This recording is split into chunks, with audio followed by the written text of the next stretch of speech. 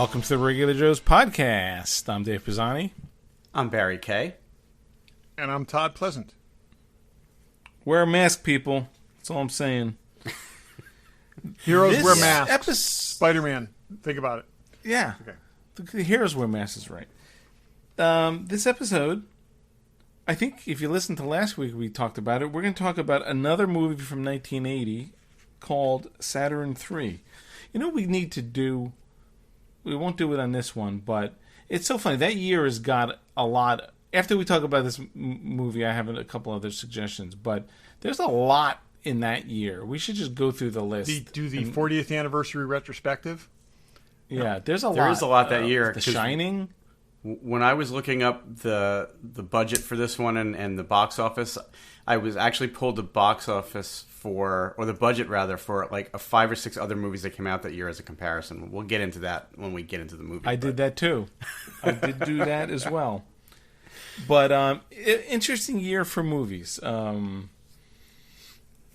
was a lot of them, I feel like. So we'll do that. We're talking about that. We'll talk about that at some point. Hope everyone's doing well. I hope if you're in one of those states, do the right thing, people. Thank you. It is kind of hard to believe how some states are going all the way back to phase 1. So, yeah, I mean it's one of the things that like when people compare us to other countries, it is very hard to compare. I mean, it is a lot more appropriate comparing the United States to Europe as a whole. We're so regional. We've got different climates. We've got all these different things going on. It's like we're never going to be constant in any one area, and I think that's one of the problems is that people have tried applying what's happening in one place to another, and it doesn't work that way. But we do have a central government that could have said, let's do this, and let's do it for like 6 weeks or 2 months, and maybe we'll get through this, like Japan or South Korea did. But I don't know. That doesn't seem... Why do that? Why bother doing that? Part of the problem is not the government just saying it, but it's the enforcement of it and the cooperation of the citizens. And in some cases, we haven't had some of that. So, but we've also had some ridiculous leadership things. Yeah. I can't believe I'm the one that's not talking right now. I just want to go on record and say that. Anyway, whatever. But just I don't know. New York is doing good. Yay, New York. Yay, New York. Massachusetts is for the moment as well. And you want to know, if you feel like traveling this summer, don't come here.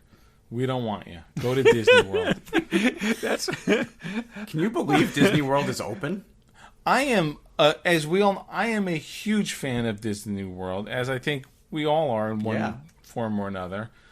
I am shocked and appalled that they are opening with the highest counts. It's just ridiculous. Then they're interviewing these people like afterwards who are complaining about how it didn't meet their standards for people distancing and all this kind of stuff, and it's like, people, you made the decision to go inside there. Well, that's what I think is going to happen. Is this just your first because trip to they Disney? opened doesn't mean you have to go. It's like, yeah, the man in the Mickey Mouse suit didn't come up and touch you, but everyone else did. Okay, that's the reality. It's but like nobody forced these people to go. That you're still That's in the lines. thing. If you decided to go to Disney World the day it opened, which was also the day of the highest counts of virus in Florida, and you think people didn't cooperate, you deserve everything you get. Well, again, it's you're part of the problem. So some people You're are also part of the problem. No, some people are also buying into what they're being told. And there's a lot of marketing and whatnot telling people certain things are safe. And again, they're part of the problem too. Listen, in many things, the three of us I would consider to be early adopters. Going back out into big open spaces with large crowds is not something I need to be an early adopter on. Technology, sure. Well, I would never. I'm not an adopter on that. Disney World's a different story. I really plan to go this summer. Again, even if it was for a long weekend, but I'm not doing it. Nope, not doing it. I sent you guys happy. I sent you guys the video of the guy who took. It's got 1 million hits. It's easy to find. Who took the Disney welcome video? The whole all the Disney staff wearing a mask, welcoming people in. He had them all dubbed over their voices, telling people to stay away. It's like, I'm forced to be here. You don't have to be here. It was so good. Yeah. It's like, stay away. Yeah. I usually root for them, but it's scary. Anyway, enough of our problems, which is all of our problems. Let's go some random. This is going to be interesting. Who wants to go first? Do you guys want to shoot it out to see who goes first? I'm happy to let one of you guys go first. Really? Yeah, I'm generous. I'll let Todd go then, because I'm curious. I will go with the thing that I think is least interesting to the two of you. HasLab has launched its... That was one of my obscure ones. Anyway, seriously. Okay. Has launched their first Marvel Legends project, which is, I gotta say, seriously freaking cool. It is a 26-inch X-Men Sentinel, classic Sentinel, with a bunch of options, 72 points of articulation. This thing is really cool, and it's actually in scale to the Marvel Legends figures. And, I mean, they've made different Sentinels over the years and whatnot, and they've never gotten larger than 12. There was one in scale with the 3 3/4, right? Yeah, 12 or 14 inches. This thing is exactly to scale. It is a whole lot of money. We know someone who's pre-ordered one. But we do? Is it you? No. I'm guessing it's another friend of the show. It's another friend of the show. But they... I don't think it started that long ago, and they already have exceeded their minimum number to get in. Yeah, I may cave. I got to say, I love their this thing. target was so cool. 6,000 backers, and they have 10,000 backers. Yeah. I just looked. I looked this afternoon. They had 10,000. It is just, and it's open until August. Yeah, it's awesome. It's again exactly the size that it should be. Looks really, really cool. I'm psyched for this. I think this is the kind of thing they should be doing. A Galactus like this would be really cool. Of course, it'd have to be like a foot taller. This really shows what this project can do, and to find something that's, I don't want to say niche like this, but you'd never survive a retail with a product like this. But they've figured out how to connect to their buyers, and good I think on a them. figure like that is a little more user friendly than like the Jabba sail barge. It's just like not everyone. You could put a figure like that. You could stand it on the floor if you had to. Oh, the sail barge was just like too big. This thing with a Wolverine figure is a diorama. Okay, right there, done. Okay, it's just awesome. So, oh God, I'm getting so close to pulling the trigger and it's just talking to you. One of you should go. Okay, go ahead. Barry, what do you got? All right, I'm gonna do it. So yesterday they announced a new Star Wars animated TV show called The Bad Batch, which is a spin-off from the last season of the Clone Wars that just came out on Disney+. So I'm super excited about it. I'm sure Todd is. Dave, I don't know whether you really saw that arc or not. I know you just watched the last... did. Oh, you did? Okay. The one with the clone, they're all weird and they have different strengths and all that. Guy, those clone trooper guys? Yep. So Barry, what's going to be different about this? That I don't know, Todd. Why don't you tell me? When it's set. Well, it's got to be set pre the finale of Clone Wars, right? No, yeah, it has to be. Post Clone Wars. Oh, is it? See, I haven't read much about it. Yeah, so it is immediately post Clone Wars. So interesting. So those guys didn't have the chips. So they or have whatever, but they are now, I don't know, mercenaries, or I would bet they don't have chips because they were all like rejects or whatever. But yeah, it'll be interesting to see what they do. I mean, it almost, think about it, it's almost like Mandalorian territory in some ways, because they've now got, they're just out there looking for a mission now, and they could do anything. So they could stumble across to me is more interesting a lot than of different if it went situations. Back.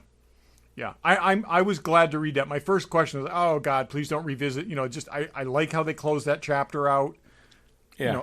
I like that we've seen what comes after. This will now fit in between this and Rebels. So yeah, and I'm glad. I didn't know that about the time period, but I'm glad too because you're right. We don't need to keep going back to that period of time in that 3-year window during the Clone Wars. This is.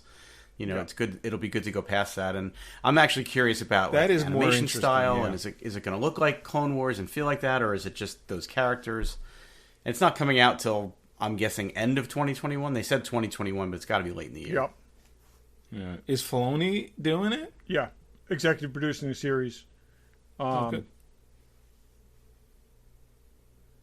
Good. That's cool. And good stuff. I was waiting for there to be an announcement about sort of the next animated show. So yes,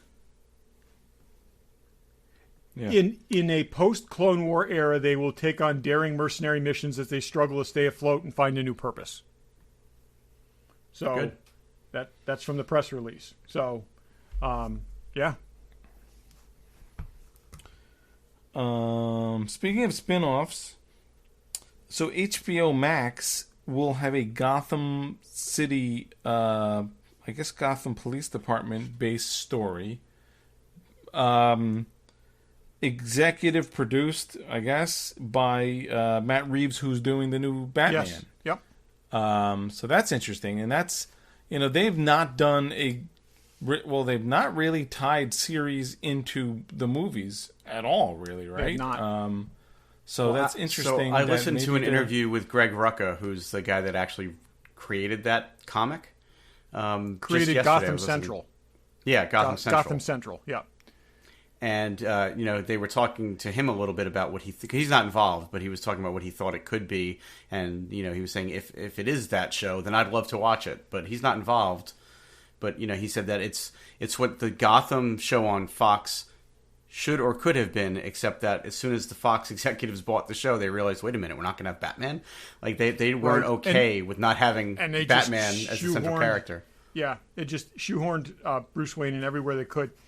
I say Gotham Central is worth reading. You can still get it in trades.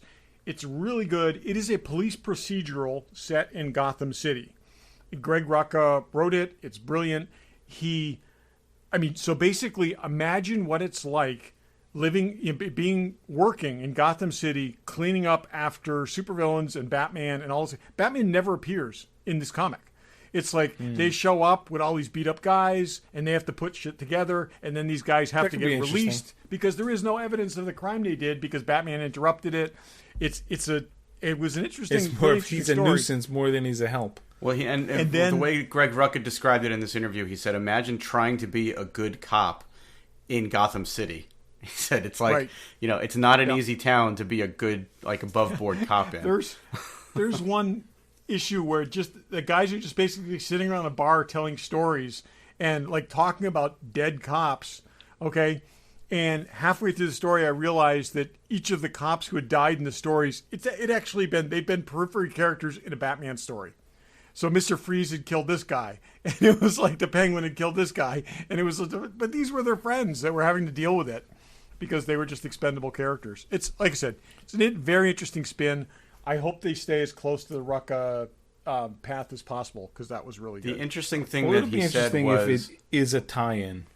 Yeah, the interesting thing that he was saying was, HBO is the network that did Watchmen, and like, I'm sure when they agreed to greenlight a Watchmen show, they didn't necessarily agree to greenlight that Watchmen show. They probably thought they were greenlighting something else, and it was Damon Lindelof and his crew that were able to say, no, we've got a vision and let us follow it. Yep. Right. Yep. So, he was saying he hopes that, they are open enough to that same thing with this show so that they don't feel the pressure to have to shoehorn into, like, they want a Batman show. Well, they're not, if they're smart, they won't make a Batman show.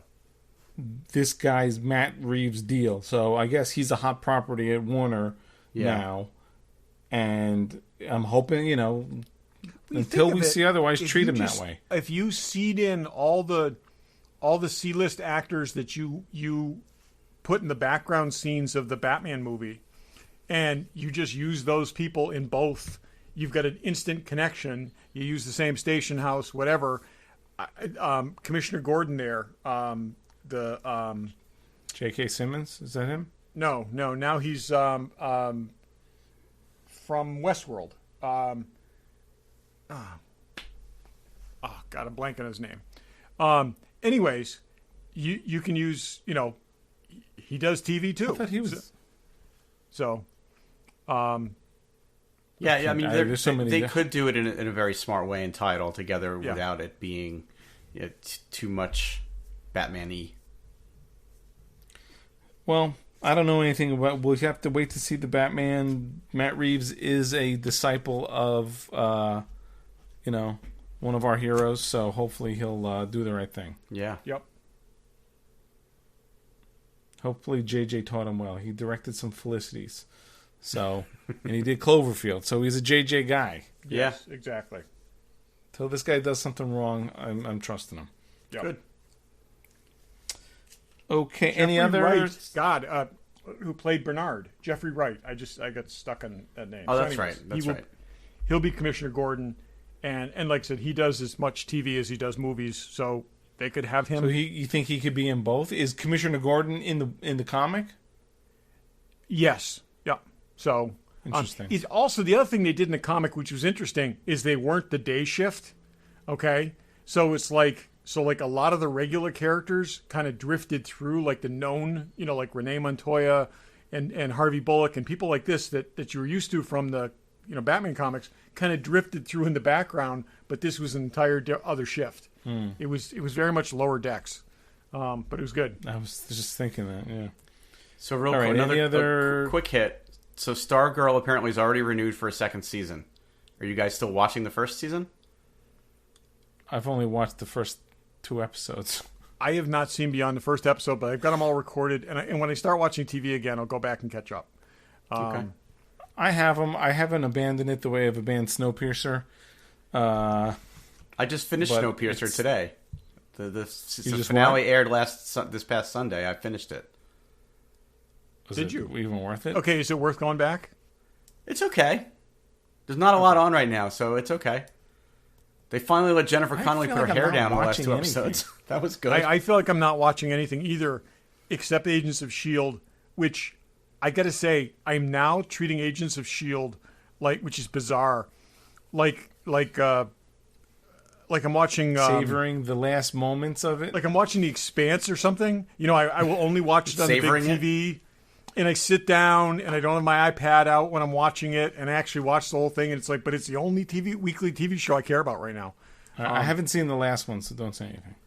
But no, it's amazing. I of all the shows that I'll say mostly me complain about, The Flash and all that stuff, the last season of S.H.I.E.L.D. was probably one of the worst seasons of a show of all those shows. And there's some bad seasons, and for them to sort of come back and be good is great. This is on the level of, and might even be better than Homeland in terms of pulling out of a nosedive. A comeback, yeah. That was a Yeah. tough season, yeah. Yeah. Yeah. And this, like I said, it's just been pure joy. And there's some things that you just got to kind of let it. There's a lot of funny bits in it. You got to brace it for what it is. It's not the time to sign on to the series if you haven't watched any of it before. But it's like exactly what the show could have been if they'd had a plan. So, Yep. yep. The only other thing I would say is I'm really excited, and I'm not trying to wish the summer away, but The Boys season 2 in September. I think it's September 4th. Yeah. They had they released a promotional image earlier this week of Homelander standing up on a building taking a leak on Manhattan. Yeah. Yeah, which was the thing from the comic. He actually stood just outside Dave's old office.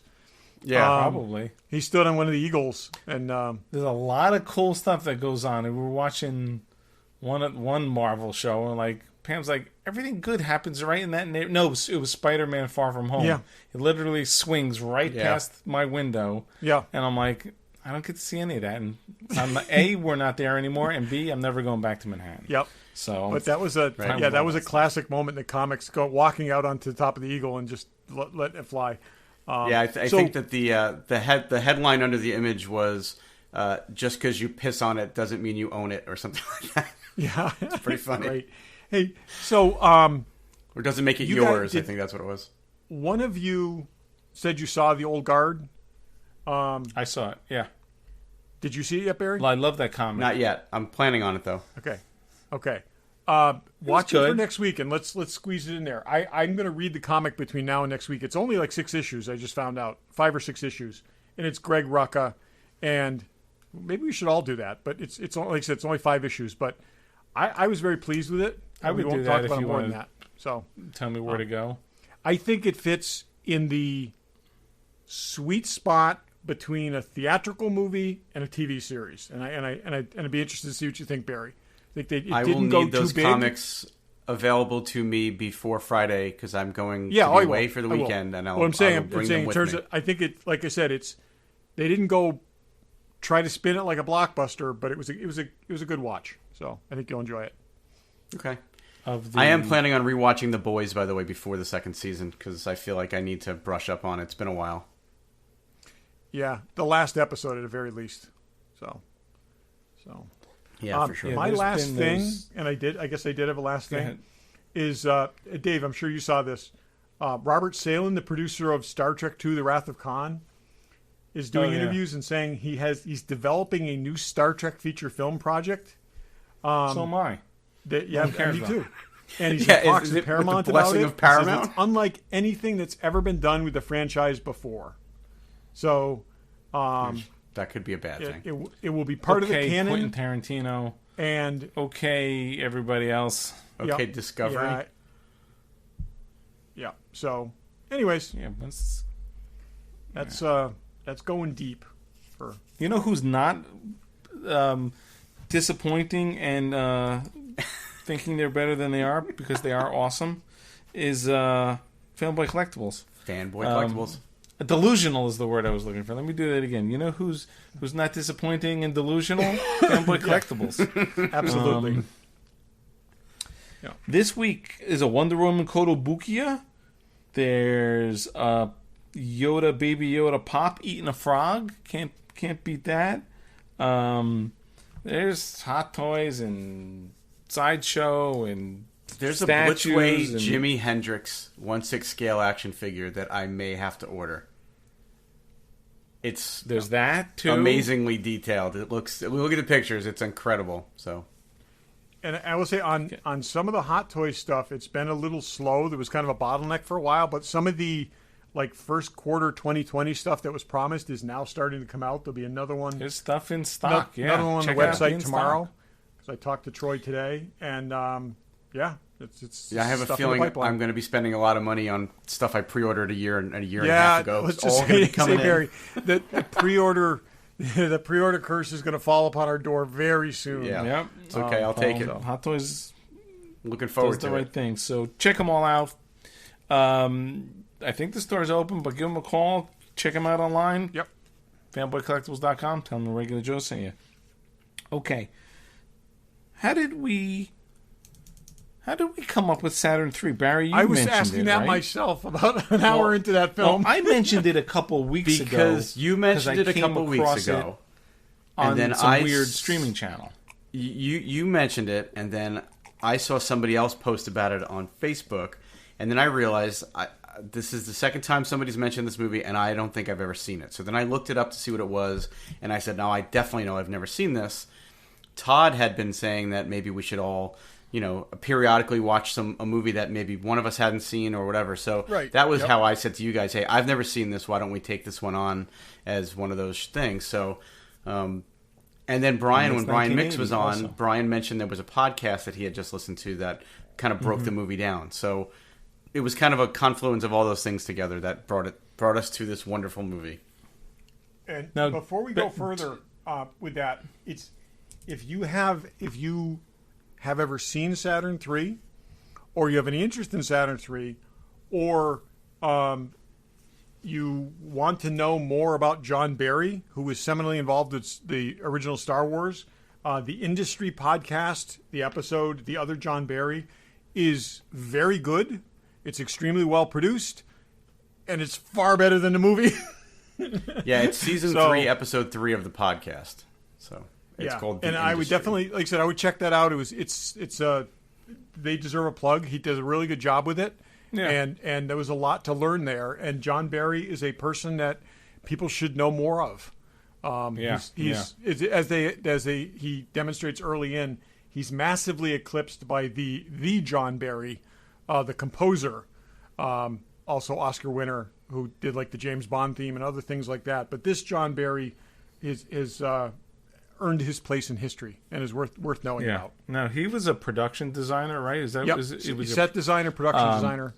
He worked on Star Wars, and he designed the Cantina, I think, He designed and a ton bunch of other stuff. But yeah, I mean, movies that worked we on would Superman, care the about. movie. He worked on Clockwork Orange. He worked on Star Wars, Superman 2, and this is actually kind of tragic. He got hired to be the second unit director for Empire Strikes Back, and 2 weeks in, he got meningitis and died. And passed away during the production. Yeah. But, now, not that it's what he had been. He developed Saturn III. Wrote the story. He brought it to some people. He got it produced, and they went, and he was going to direct it. It was going to be his first directing job. Went 2 weeks. It was moving too slowly. People felt, and there was all this whatever. And he was a first-time director. Basically was pushed out. Yeah, he was then replaced.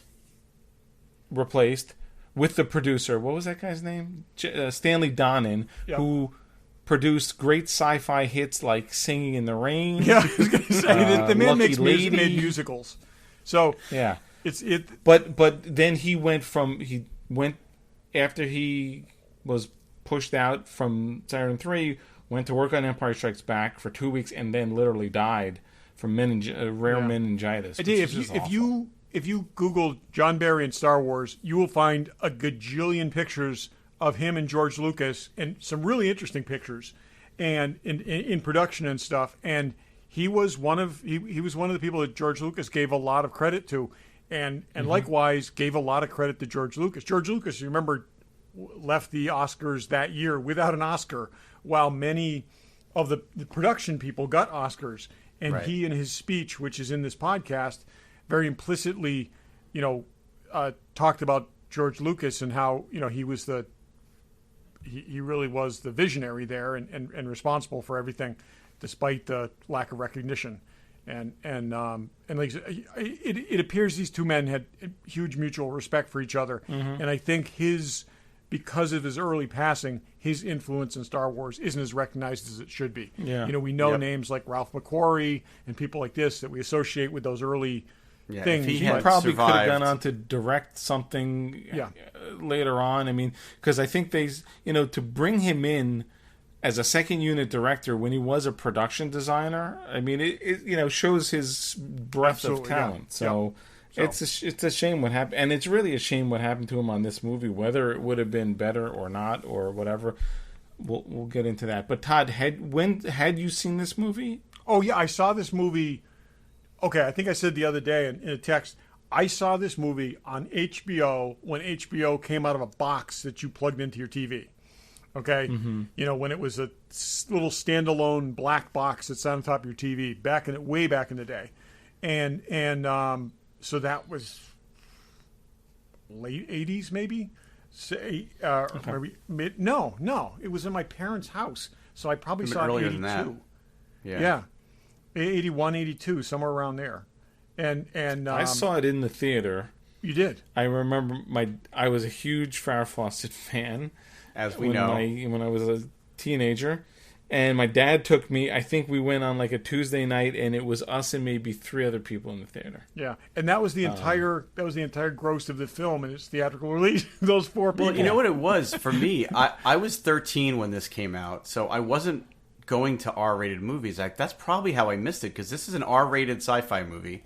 I think they were going after like the Alien type crowd, which they missed the mark on entirely. But they also said they were going after sort of the Farrah Fawcett like pre-teen teen crowd, and that's not an R-rated movie. You don't get that crowd. Well, by it's doing also that. not a sci-fi crowd. That crowd isn't a sci-fi crowd. But so here's the weird thing, and I want to jump back in a second, but I found it fascinating that Farrah Fawcett had top billing in this movie, with Kirk Douglas as the other lead. Well, they sold the movie based on Farrah Fawcett doing it. Yeah, right. There's in the podcast. There's a huge story back then, about too. her. Like I said, her basically reading it on the flight, reading it on a flight, and deciding that she wanted to do it. I'm watching this and I'm thinking, how much of this did she read? Okay, that's interesting that you say that, because I was watching a bunch of clips, and there's a clip of Farrah on Johnny Carson. Yep. You see it in the late 80s. I actually went and found the whole interview. It was a completely different movie. It's called, what was it called? I took the quote. Yep. It was, she said, he said to her, I remember you did a picture, I think it was called Saturn 3. Then she says, originally it had a very good script. It was called The Helper, and it was a lot different from what we ended up shooting. Because it was, this guy builds a robot and uses his emotions to train it, and the robot falls in love with her because that's how he felt, but it was not this movie, supposedly. Yeah, and the other thing, too, is they said that her part was much larger in the original script, and then it was minimized to give Kirk Douglas equal time. They also said that at one point they were going for Sean Connery and Michael Caine versus Kirk Douglas and Harvey Keitel. Harvey Keitel. Wexton Wolfe just came to mind. Harvey Keitel. Yeah. Let's just jump back for a second. But I think Sean Connery was Dave. supposed to be the Harvey Keitel role. Oh, really? Oh, God, I didn't that's see what that at on all. this thing I saw, and I'm not sure if that's accurate. I would have thought it would be the other way. Oh, I would too. I could totally see it the other way. But that's kind of... And they said they minimized her part a lot. They should have gotten a... Well, at the time, he probably was a B-level actor, but like a C-level... A character... The Adam role should have been a character actor. Yeah, it should absolutely should have. And I was thinking that same thing, Dave. It's like one of the things that... John Saxon would have been perfect. There's not... I mean... John Saxon would have been perfect. John Saxon he was would doing have been Battle perfect. Beyond the Stars that year. There was a great review. I remember reading of the what was the it was a heist movie with Sean Connery and what's her name, Michael Douglas's wife, Catherine Zeta-Jones. Entrapment. And they had said movie. Yes, okay. They had said in this review, it might have been Roger Ebert, and he said that there was such chemistry between the two of them because they were romantic pairing. So there's such chemistry of the two of them. By the end of the film, you almost expect him to adopt her. It's like, this is the same thing. It's like, okay, this is basically like a guy and his daughter on a space station with creepy scenes. Well, so let's just go back to the very beginning, though. So, okay, tail of the tape. IMDb rating for this movie is 5.2. Rotten Tomatoes has a score of 25 and an audience score of 31. The budget for the movie was $10 million, and it made $9 million. So I want to point out, and I know it's in your... If you watch it, Aliens cost $11 million. Yeah. This more interesting. More importantly, what did Alien cost?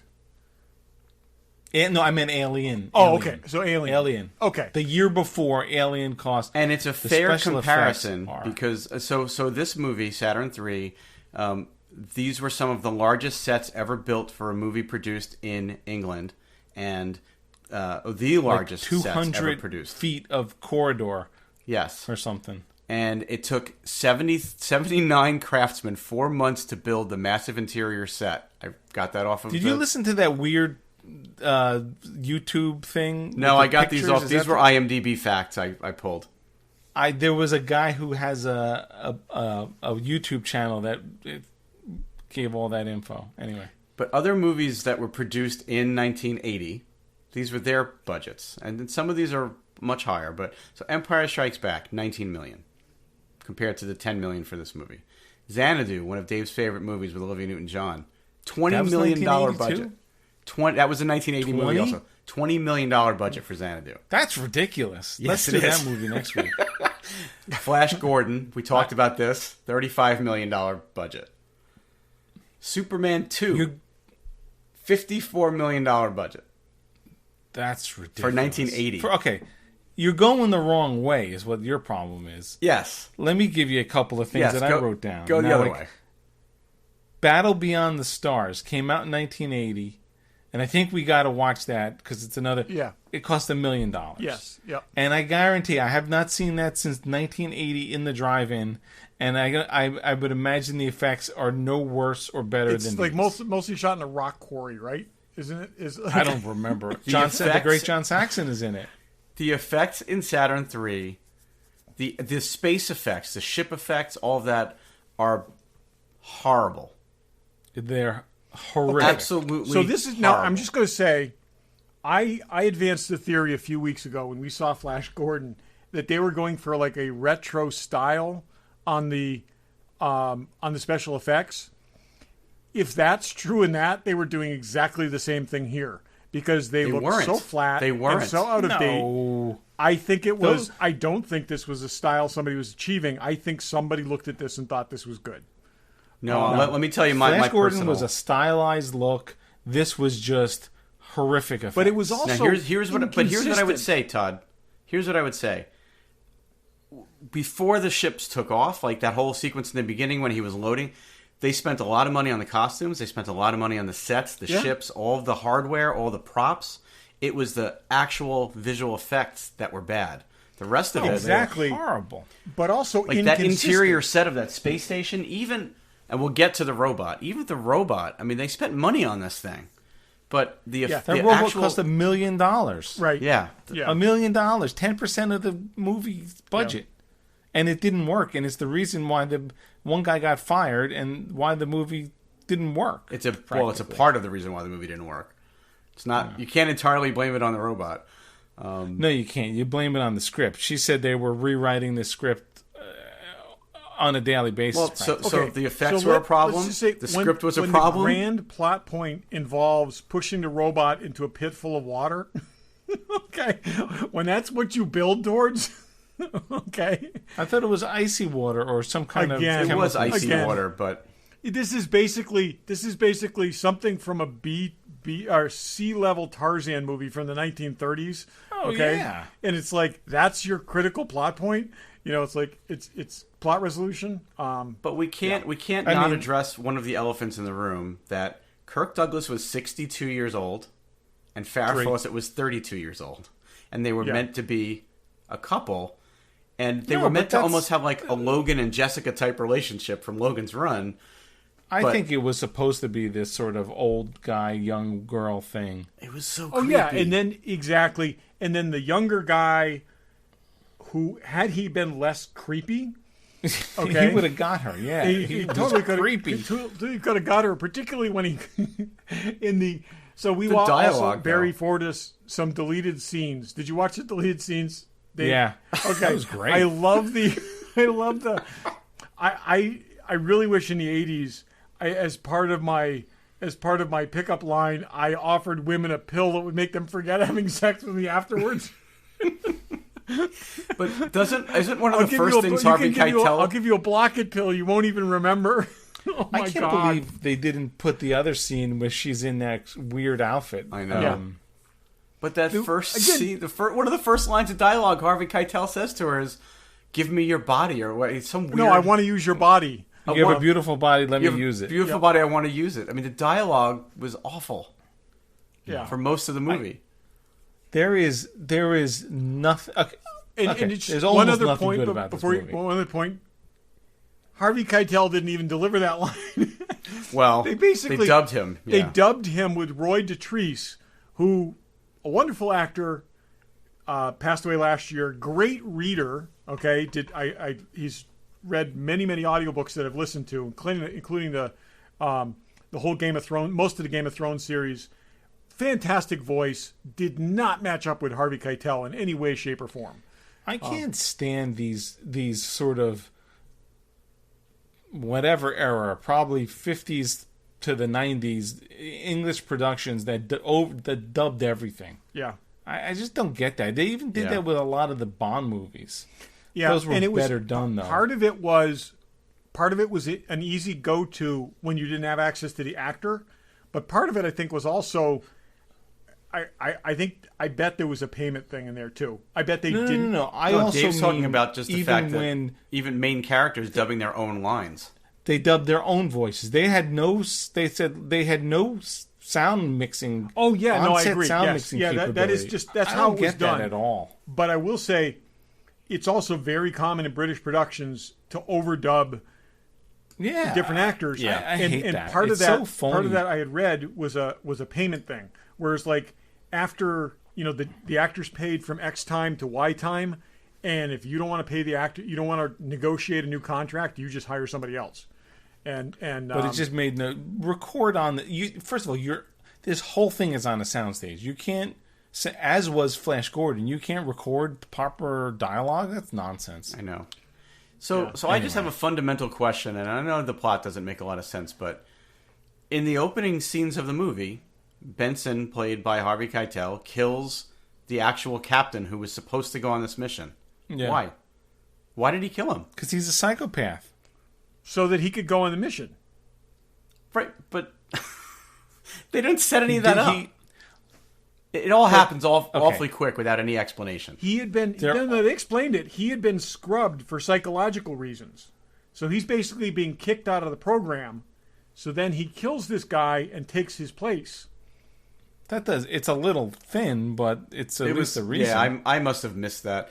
I did think that that's the effect the very brief conversation he has with the captain, the actual captain, before he sends him through the cheese grater in the ceiling and the airlock in the ceiling. Louvers to I actually thought understand that, but that effect was actually was good, and I'm like, oh, that was a good effect. I was actually excited to see the effects going forward, and they fell off They fell off. That was a good effect of that guy falling into pieces.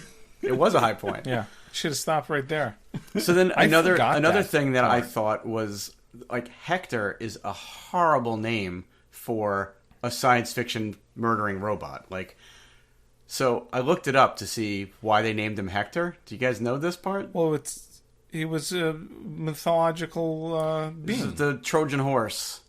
Yeah, he was. They mention it in the thing. I know, but it didn't make a lot of sense to me there either. So Hector was the Trojan prince and the greatest fighter of Troy. So that's, I guess, why they pulled that. But I don't know. I don't even have a problem with the concept. It was just, okay, crazy guy brings a robot to the remote place. The robot lives off his feelings. Robot goes crazy, tries to get everybody. Honestly, that's more of a plot than a lot of movies. It just was, and not I'm saying it's great, but it was executed. I mean, look at Alien. People go to a planet, thing jumps on a guy's face, alien pops out, kills everybody. It's just as simple. In the right hands of a better script, was the Harvey Keitel it character worked. so unstable that the first time he sees a pretty girl, he loses his mind? Because he was there for like 30 seconds when he started getting creepy. Now I realize he was I think it was over I time. think he was creepy when he came in the door. I think that was why he failed his psych test. But I think this was the. If you look at the trailer or the promo or whatever, they talk about being trapped on 22 days of blackout with a sociopath and all this kind of. They basically lay the plot out much better than they actually do in the movie, and so cut off from Earth with no contact, but it wasn't that suspenseful. I got really tired of her screaming. No one likes seeing a dog dismembered. No one likes to see the annoying dog dismembered. I just had a really hard time watching the two of them together because of the age difference, and to see the 62-year-old.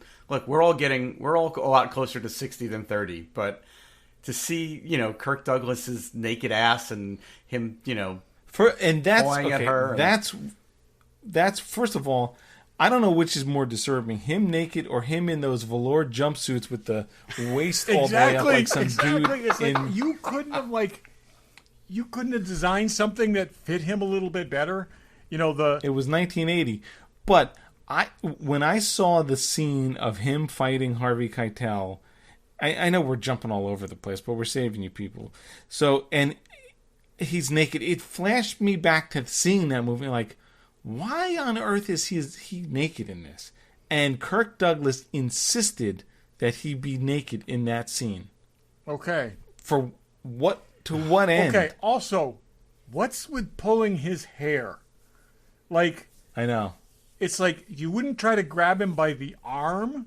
I mean, that's just a really bizarre. That was a little weird. I thought that was weird. Yeah. You know, it's like. But I think Kirk did Douglas he feel it was ruined necessary this to prove that was his hair? too. Is that what that was all about? It might have been a better movie, even if everything else about this movie was the same, but you replaced Kirk Douglas with a different actor. It might have been a better movie. The script is pretty horrible. Yeah, but there are some pretty bad sci-fi movies that I have an affinity for because I saw them at a certain point in time or whatever it is. This one, wow! And if I had seen this when I was 13, maybe I would have felt differently about it. But yikes! I love. I don't think so. Other than the one, and I boob still shot, am not. It's like there's not much even there that would appeal to a 13-year-old. Yeah. It's like... Yeah, well, you see the boob shot, but it's juxtaposed next to, like, a wrinkly 62-year-old dude. That's what I'm saying. It's like, that's the buzzkill where it's like, oh, God, don't make me see his chest. It's like... Supposedly, he insisted that she take her clothes off in that scene. I think his main goal was, I'm going to prove to the world that I am this virile, good-looking dude, no matter what my age. That's what I think this was all about. So there's because that's every thing I heard from the behind the scenes of he took screen time from her, the naked thing, the what. He's a little out there. Yeah, I think he's a lot out there. And then you talked about the deleted scenes. They're on YouTube, so if you're even remotely interested, I would definitely go look up the deleted scenes on YouTube. There's the one scene where they take the pill, which is essentially like ecstasy. And actually, if you look up Saturn III ecstasy, that's what the deleted scene is listed on YouTube as. But, like, they're, like, out of their minds on drugs, and he's, like, pouring this drink, and he's, like, you know, it's like, that's a crazy, crazy scene. Like, it is. And then she inexplicably cool, changes outfit. into a Barbarella outfit, including her hair. Yeah, that was weird. Was just really, and I'm like, what is he imagining this? Is this like? That's what I'd let it go, and I really thought they should have left that in the movie. I agree. That I don't know why they didn't, and it would have made sense that they were a little out there. So maybe he's imagining some of this. Well, and then that other deleted scene that was the much longer sequence actually helped explain a little bit about why that robot was brought to the station in the first place. Right? He was supposed to be brought there to help them. There was an agricultural thing, right? So they were supposed to be. They said that though. Yeah, they said that in the movie. They said it, but he this says you guys aren't moving fast enough. And he was explaining that he needed to learn how to work with it, so that's why he was going outside with it. But him going outside with the robot is what left, you know, Farrah and Harvey Keitel alone, and that was where it got super creepy. So okay, so let's talk for a second about the robot, because this is after Star Wars. Okay. What the hell was with this? I mean, it's like they couldn't decide. You know, there's this like chrome fake musculature. It's over all the wires and stuff. Terminator with Johnny Five's head. No, no. You know, it's like a miniature Johnny Five's head. It's like the prototype for Ultron with Johnny Five's head on it. Yeah, that's exactly what it is. Yeah. Okay. I think somebody at some point said, we're going to build a robot, and I don't want it to be anything like Star Wars. Let me have it. Why would you build a robot who's meant to do like physical labor and stuff that had so many exposed hoses on the outside of it that if any one of those got pierced, the whole thing would have shut down? Just so you can do that sequence where they're filling the tubes up with liquid and it looks cool, but it was really a poor design. And the same thing with having that claw, which was, you know, yes, it's very menacing, but not the slightest bit functional. Okay, other than that, the little pincers to remove things from people's eyes are good. I think this. You talk about all these movies. I think this movie could be remade using the basic plot and could be a much better movie. So, Dave, just let me ask you: were you to remake this film today? I was thinking, who would you put in? Who would you cast in this film? I really have to think. Margot Robbie. Because I just really popped this into my head. So Margot Robbie. I was just Tom about to. Cruise. Did you say Margot Robbie? I said Margot Robbie. I said that just before. Margot Robbie and Tom Cruise. I have the other guy. Michael Douglas. Too old. No, seriously. It needs to be someone. It needs to be someone late 50s. Okay. 60s too old. Okay, no, but they need to be on the cusp of being too old because again, it's also in the future. People live longer and stuff like that. But William Shatner. You need to be. It needs to look. The person needs to look a generation older, but not like their grandfather. I think it almost is a character actor that we may not even know his name. You know, it'd be good. The dude who played Batman in the Titans. Yes. Okay. Yeah, that kind of guy. Yes. Character actor, not a big name. Girl's a big name. And then who was the creep? The creep is a good role. The creep is a good role, but the creep needs to be... I think the creep needs to be handsome. Very handsome. Very, just kind of... you know who the creep is? The creep is what's his name? Who was in Supergirl last season. Was the guy with the mask. What's his name? Sam Witwer? He'd be perfect for the creep.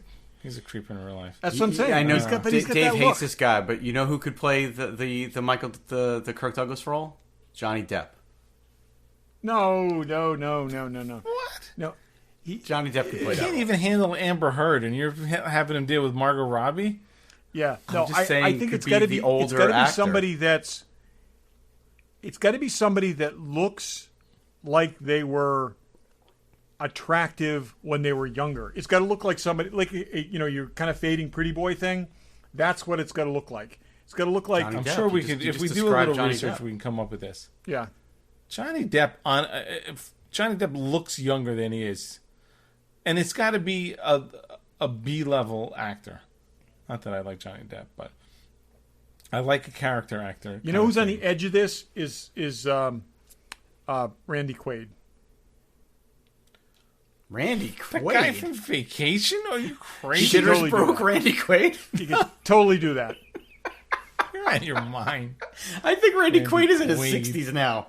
Are you thinking He is. the I other know one, that, but I'm saying the thinking old the dude, guy the old Dennis guy Quaid? who used to be better looking when he's younger, and it's just kind of like Jeff Bridges. Jeff Bridges. He just married. Jeff someone Daniels. who's like Jeff Daniels. in her 20s. No, not Randy Quaid. Dennis Quaid. Oh no. Yes, I'm sorry. Okay. I'm Yes, pointing at you. Dennis Quaid. Okay, I so said got that my too. Quaid. I think there's a delay here tonight because I said that like a minute There's ago. a Quaid inversion. I apologize. Dennis Quaid. Definitely not Randy Quaid. I don't want this. Randy Quaid. Which character? The one is from Independence Day or from Vacation? No, I was thinking Dennis Quaid. I'm sorry. Dennis Quaid is perfect. Randy Quaid is 69 years old. I just looked him up. I know. Well, Dennis Okay, Quaid's they're in brothers. the I 60s, confused them. bet. I'm sorry. Okay, so, but Dennis Quaid, would be perfect. the creepy guy. Dennis Quaid is 66 years old, but he Doesn't looks matter. better. He does look better, but he's also got that he's got that thing where he's. I like the idea of the creepy guy being charming. But yeah. you know what I think the robot should be? The robot, if you want to go back to the original story a little more, the robot should be an android. And maybe not look perfectly human, but get away from the mechanics of an android. And they should have done it in this movie because you would have saved all the time. So you do a couple of building the robot shots, and then like it looks that. like a person, and then All you right, have so Yul can I- Brynner. can I just So interrupt kind for a of like second?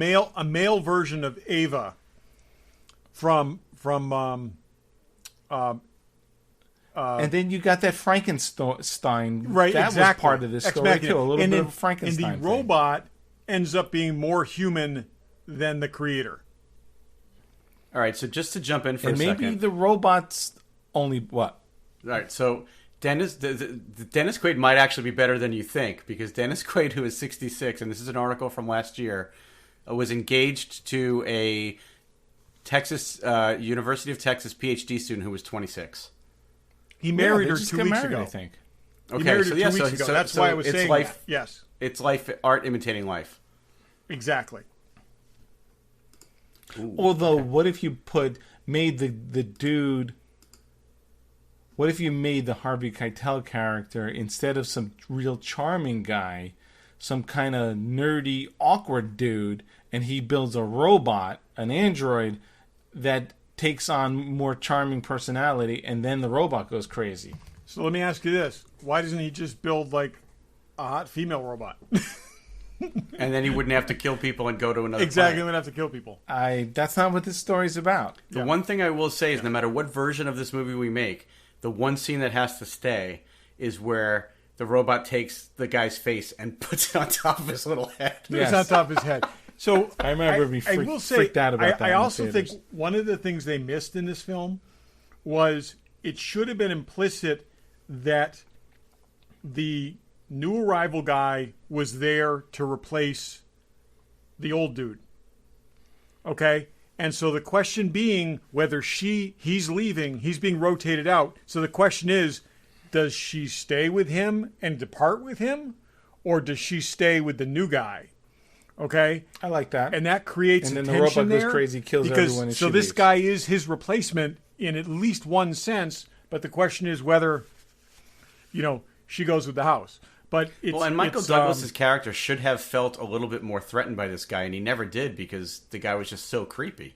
and they also tried to make him appear a little threatened while he was trying not to appear threatened, and it didn't come off well at all. I think this was poorly edited, and it's just everything. Other than the sets, which were a big undertaking, and for the 80s, there was okay. The sets were good, I thought. The sets were good. Production design in general was good. I thought the interiors of the ships and the props and all that, other than the robot. That weird pod ship was a little interesting. Yeah. For what it was. And I could look at Farrah Fawcett all day long. It also, but like, the exteriors were like Space 1999 level shots. Oh, that was horrible. I'm saying the interiors. Those are All of only the space redeeming stuff The interiors was were good, except I will say, Dave, like, you on your worst day could have done lighting 25%, 100% better than this was. Okay, This had a good cinematographer on it too, Billy Williams, who's done a lot of stuff. But why would you It's take a just ship like- that had a giant glass bubble on it and have it fly through meteors but never hit any of them? It was flying literally through rocks, Yeah, but not hitting them with a giant glass bubble on it. deflector. I guess there's a deflector shield on it. All right, we got to move on. I didn't think we'd be this long on this movie. So There was a just lot to say. Okay, this is on HBO Max. If you want to watch it, or regular HBO Go, which you'll yeah. still have until the end of July if you have it. It's an hour and 36 minutes of your life you won't get back. But if you want a sense of this movie, you could watch the deleted scenes that Barry mentioned that are on YouTube, and you'll get to see all the characters without the major investment. But here's something that I would say, and I don't often say this about a movie that I don't really like. I don't regret watching it. Like, I'm glad I watched it, and I'm glad that I now know about it, even though I don't think it's a good movie. I think it has potential. Because there's interesting things in there. Like, some of it was... Now, I think- I'm coming from a position where I've now committed 3 hours and 12 minutes of my life to this movie. And I'm feeling that might be too much. I don't ever feel like I need to watch it again, but I'm glad I watched Okay. it. So I don't Yeah. think people will feel like they wasted their hour and a half if they watch it. Especially after hearing us, talk about it. It's got Farrah in it. Can't go wrong. Yeah.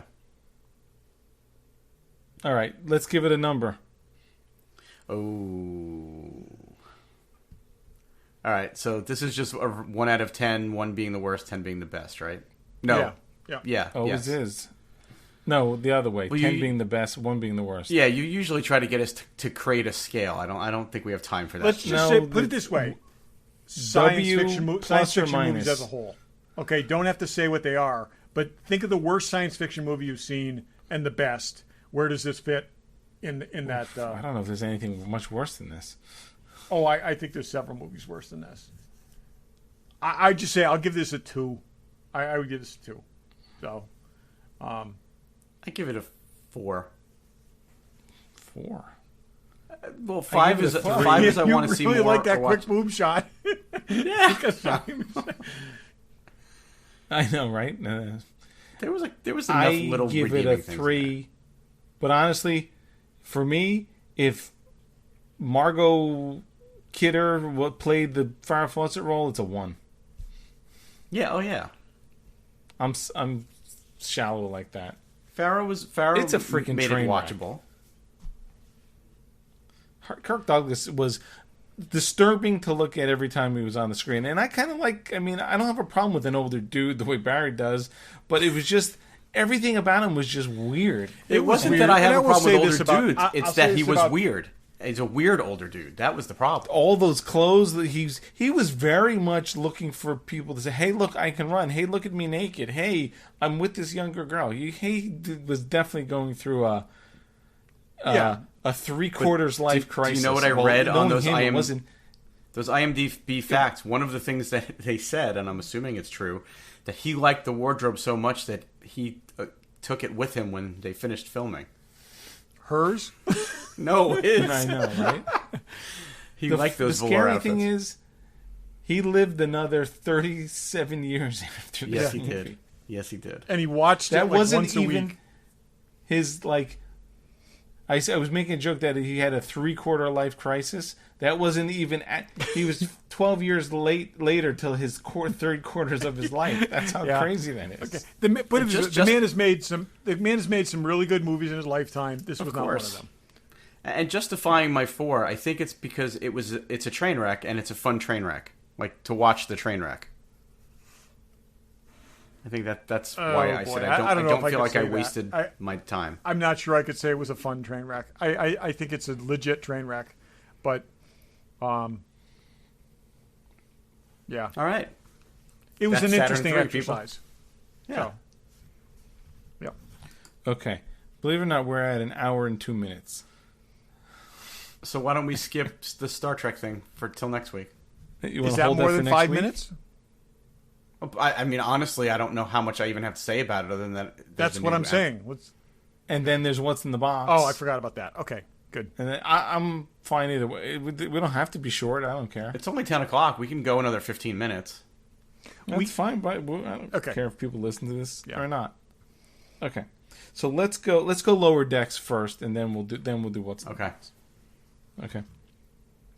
Okay, switching gears to something new. Tom mentioned it earlier. So Star Trek Lower Decks had a trailer, and it's going to be on All Access on August 6th or 4th, August 6th. I believe. August 6th. August 6th. I'm assuming it's like an episode a week or something like a regular Star Trek show, but maybe I would we think don't so. know. Yeah. I guess a half hour a week. I didn't have any expectations about this ever. It's a little goofier than I thought it might be. Well, they I had don't said know. that's what it was I going think this to is be. exactly the goofy that I expected. I thought it would be a little more intelligently funny, slightly more than just sort of super dumb humor. I but- think they are going for that much younger, like Rick and Morty type crowd with this. I think they are trying to They attract don't a watch younger. Star Trek. My initial Well, but thought some of them when do. I heard about this was like I was kind of picturing like an Archer kind of thing, and this isn't. This is a little more slapsticky, and That's what Not that I watch Archer, but that's what I was thinking too. yeah, that it was. But It was Dave, just when a when I little went to the off- season 2 premiere, I was surprised how many like 20 young 20s. I am sorry, Todd. Yes, I went to the season 2 just premiere. gotta throw that salt right Gotta in the keep wound. rubbing it Okay. My point being, I was there with a lot of 20-something kids who were loving Star Trek Discovery, and I think this probably appeals to that crowd more so than us. Did 20-something kids watch Rick and Morty? Yeah. Isn't that like 8-year-olds? I don't No, really know much that's of that more stuff. targeted at the late teen, early 20 crowd. Really? Yeah. I think sad. I will say I laughed several times during the trailer. I think it's funny. I think there's a lot of joke potential here. I think this is taking the funny bits from the Orville and turning it up to like 8 or 9. And there's a lot of the Orville has shown us there's a lot of humor potential which they have actually dialed down as that series has gone on.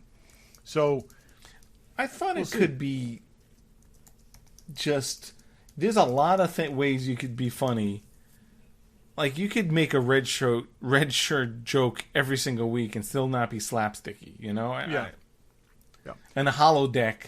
It was a holodeck joke, but see, they made it for kids when, So cleaning up the holodeck is definitely R-rated. I did like the opening.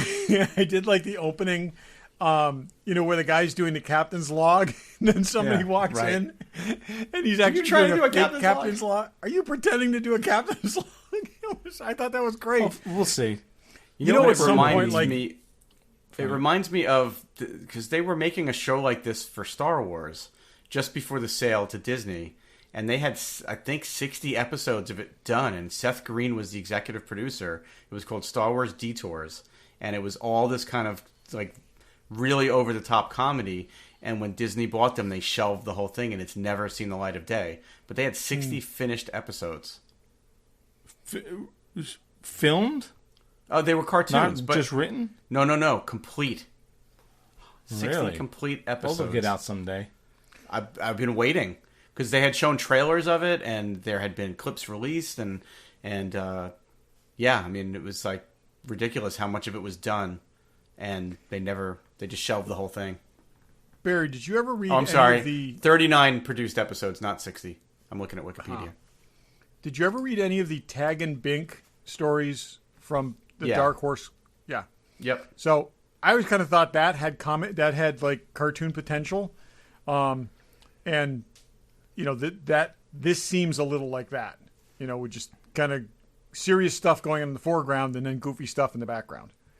So yeah, I mean, it looked fun to me. I'm definitely going to check it out, and I'm hoping that it is funny. Yeah, it's Star Trek. I like that it seems to be. Maybe I'm wrong, but it seemed more like the Next Generation era, just based on the holodeck and everything that we were seeing. This is supposed to be post-Nemesis. Okay. I felt it was the uniforms that Picard wore in the flashback. Yeah, which is post-Nemesis. So yeah. So good that they're separating it completely from the whole Discovery and Enterprise and stuff like that. Oh yeah. Hopefully, I think Star Wars made too many animated things. I know, well, you may or may not agree, but some of them were horrible, even to Barry's standards, I believe, right? Resistance, yeah. I was going to say, I watched every episode, though. I was going to say, did Barry ever go to horrible? I don't know if you went to horrible.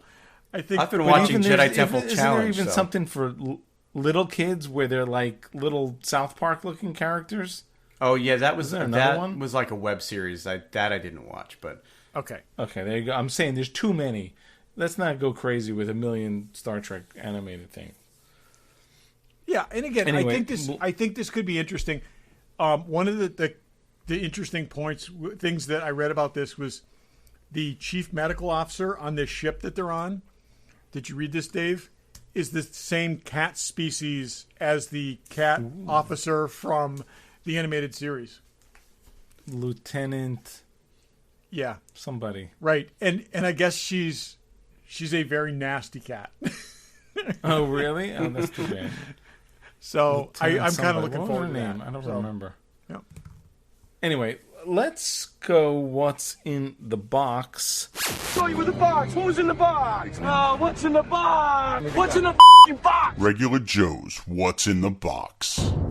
Todd, what's in the box? Okay. So this week I got several things, but I'm going to just go with one of them. I got this nifty little cat figure, okay, which I pre-ordered a while ago. I was very, very excited for it, okay, and it came with this one. It came with this figure, and so this is the deluxe Captain Marvel. No, this is the deluxe Captain Marvel. The deluxe one. No, the deluxe one has the glowing hand. You don't have that, so I didn't put the batteries in. Yeah, let me tell you, not easy getting 3 batteries into There's a lot of freaking batteries. Yeah. I really like this figure. Okay, I got to say I'm super pleased with this. I was a little dubious about the molded hair. I think it looks fine. They did a nice job with this hair. That head sculpt looks so much better in person than it did in the pictures. It does. It's too brown though. She's a blonde. I think it reads blonder in the movie than it does in real life. But it's, again, super happy. The deluxe figure comes with a crap load of accessories, an extra head, all kinds of like explosion things like that. All that kinds actually of do hand things. They do look pretty good when you do the leather jacket. The leather jacket, yeah. I waited the a long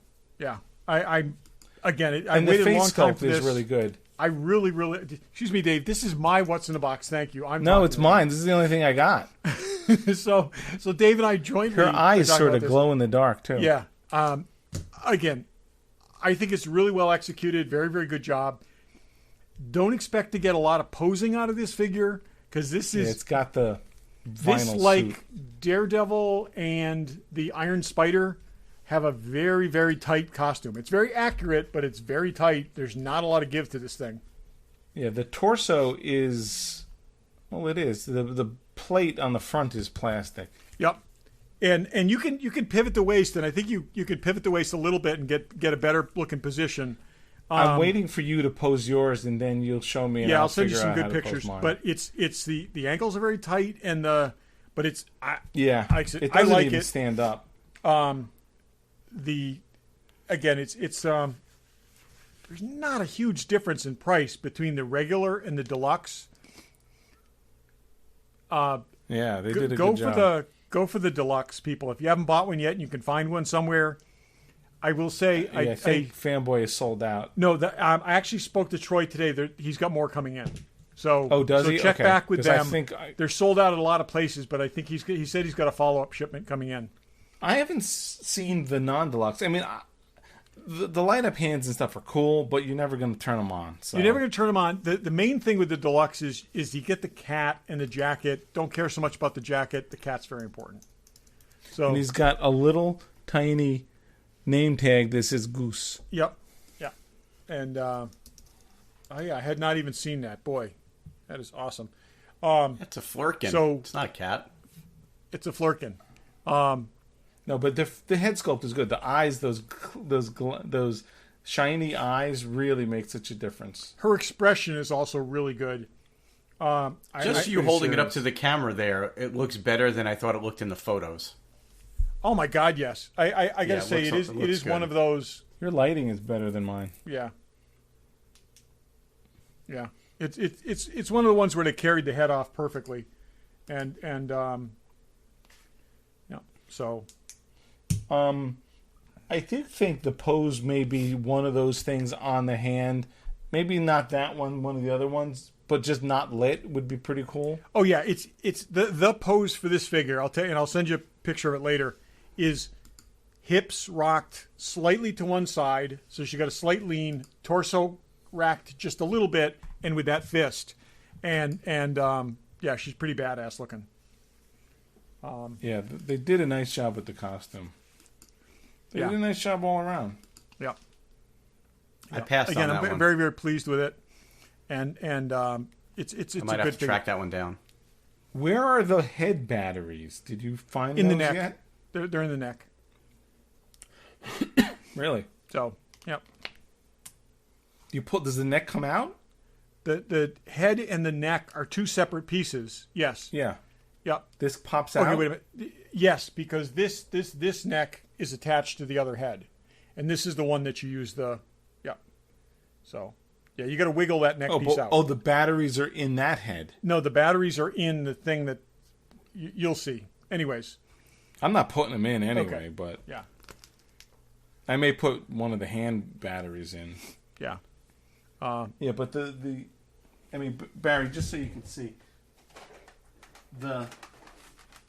there's all the different things. Oh wow, that's all a lot. The different, And then there's two more. There's another tray. And there's these big blaster ones right here. Oh wow. But Interesting. this is cool. This sort of sits on her hand like this, and it lights up in, I guess, 2 different colors. That's pretty cool. And I guess this goes around her wrists. That's cool because that's like the Scarlet Witch has those things on her hands too. But they don't light up. Oh, and then the head that oh yeah, that's cool. Todd showed, so you get this head, but it also has the light up mohawk too. Yeah. Oh, interesting. Which this is pretty cool. Well, hey, look, they Anyway. did it right. They added a lot of accessories to it, which is good. I passed They on really this one. did. Maybe I should have picked it up. And what was the? Isn't there another? You have how many figures that came with a cat, Todd? There's Ripley. There's Ripley, this one, and I think that's it.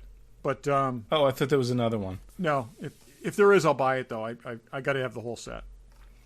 So All right. So Barry, that was me and Todd, since we Right. both have the same thing. Yeah, What's in the box? you guys had a good one. I have a book that I actually told you guys about. I don't know if either of you ended up buying it, but it is Val Kilmer's biography called "I'm Your Huckleberry," and it is that's signed by Val Kilmer on a book plate on the inside of the book. Oh, nice. Yeah. So it's funny. I first heard that they were selling this at Walmart.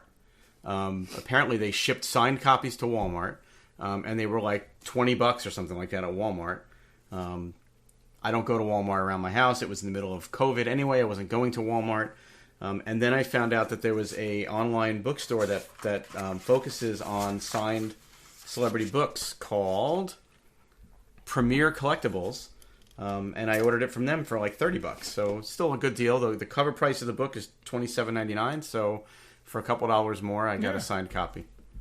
So I haven't read it yet, but it's actually the back cover is kind of cool because it's pictures from all the big movies he was in. And on the front it says Val Kilmer, I'm your Huckleberry, and on the back it says I'm your top secret agent, I'm your real genius, I'm your Iceman, I'm your Mad Mardigan, I'm your Batman, I'm your Lizard King. And on and on and on from all his movies. So it's kind of cool. Haven't read it yet, so I can't tell you whether it's a good book, but I got Val Kilmer's autograph in it, so happy about that. that's very cool. Awesome. That is cool. Yep. Okay, moving along. Any last thoughts? Oh, I have a last thought. I think, we have a last thought. Actually, yeah. Today, it's what? July 14th. We heard today that Grant Imahara passed away suddenly. You probably know him from Mythbusters, but he worked at ILM for, I think, a decade. A long time, yeah. Worked on a lot of different things. He worked at the THX, which is the sound division, and then he moved over to be a model maker and worked in the effects business. Yeah, he made droids and he did models, and that's where he and Adam Savage met. And then Adam Savage left to go do Mythbusters, and then Grant followed him there. Yeah, And- they were on a bunch of seasons, at and least he 10, was- maybe 10 seasons of Mythbusters. He played Sulu in 9 episodes of Star Trek Continues. That's right. That's right. And he does seem to be friends with friends of the show. I know Tom and Gordon and McMaster and know him, and everyone said the nicest things about him. Just seemed like a really nice, genuine guy, and that totally came across from seeing him on TV. So he was a fellow, one of us, a maker, and a sci-fi 47 guy. years old, way too young. Yeah, way too young, and it was sudden, and I don't think they know what happened. So No, I think they said he had an unfortunate. aneurysm. Yeah. Oh, I had Yeah. only seen it the first thing this morning. Had they said that? Wow. Yeah, that's what I read earlier today.